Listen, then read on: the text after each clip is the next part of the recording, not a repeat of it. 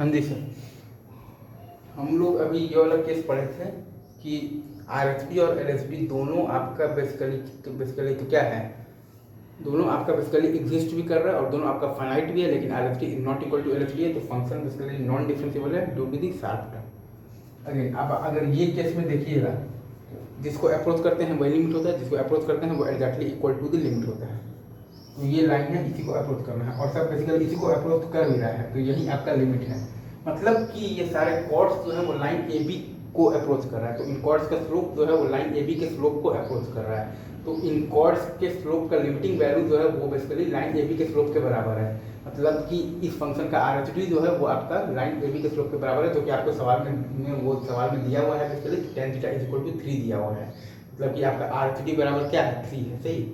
वैसे ही भाई फिर से, तो जिसको अप्रोच करते हैं वही लिमिट होता है, जिसको अप्रोच करते हैं वो exactly equal to the limit होता है। तो ये लाइन है बेसिकली, इसी लाइन को अप्रोच करना है और सब बेसिकली इसी लाइन को अप्रोच कर भी रहा है, मतलब कि तो यही आपका लिमिट है।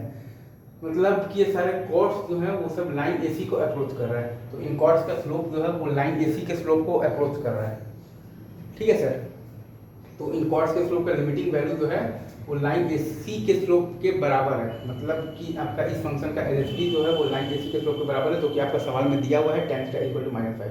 तो एलएचडी बराबर है -5, आरएचडी बराबर 3 है, एलएचडी बराबर है -5। एक बार हम लोग यहाँ भी देख लेते हैं अगेन, जिसको अप्रोच करता है वही लिमिट होता है, जिसको अप्रोच करते हैं वही, अगेन मैं बोल देता हूँ फिर से, तो जिसको अप्रोच करते हैं वही लिमिट होता है, जिसको अप्रोच करते हैं वो exactly equal to the limit होता है। ठीक है ना सर, तो ये लाइन है, इसी को अप्रोच करना है और सब बेसिकली इसी को अप्रोच कर भी रहा है, मतलब कि यही आपका लिमिट है। ठीक है सर, तो ये सारे कॉर्ड्स जो है वो लाइन ए बी को अप्रोच कर रहा है, तो इन कॉर्ड्स का स्लोप जो है वो लाइन ए बी के स्लोप को अप्रोच कर रहा है।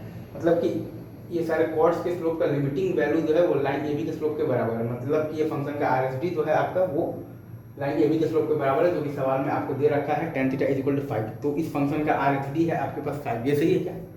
अच्छा, वैसे ही अगर आप एल की बात करेंगे तो अगेन, तो जिसको अप्रोच करते हैं वही लिमिट होता है, जिसको अप्रोच करते हैं वो exactly equal to the limit होता है। ठीक है ना सर, तो ये लाइन है, इसी को अप्रोच करना है और सब इसी को अप्रोच कर भी रहा है, मतलब कि यही आपका लिमिट है। ठीक है ना सर, तो ये सारे कॉर्ड्स जो हैं वो लाइन एसी को अप्रोच कर रहे हैं, तो इन कॉर्ड्स का स्लोप जो है वो लाइन एसी के स्लोप को अप्रोच कर रहा है।